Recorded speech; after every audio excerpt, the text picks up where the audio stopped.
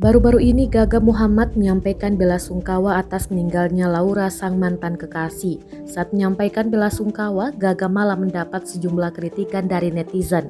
Diunggah oleh akun @lambetura_official, Gaung Sabda Alam alias Gaga Muhammad turut menyampaikan bela sungkawanya untuk Laura Anna di persidangan Pengadilan Negeri Jakarta Timur pada Kamis 16 Desember 2021. Kabar duka yang mendalam atas berpulangnya Laura Anna ini. Semoga diterima di sisi Tuhan dan diterima di surga. Amin. Kita yang mulai. Melalui virtual, Gaga Muhammad menyampaikan rasa duka saat diberi kesempatan berbicara oleh Hakim Ketua. Namun tak sedikit netizen yang berkomentar serta mengkritik Gaga.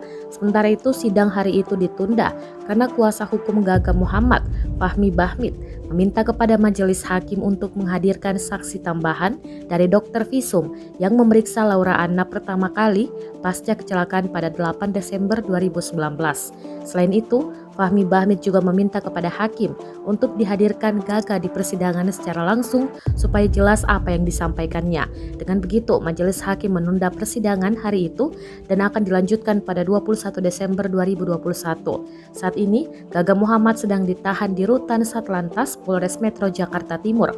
Gaga Muhammad dilaporkan ke polisi oleh Laura Anna yang merupakan korban.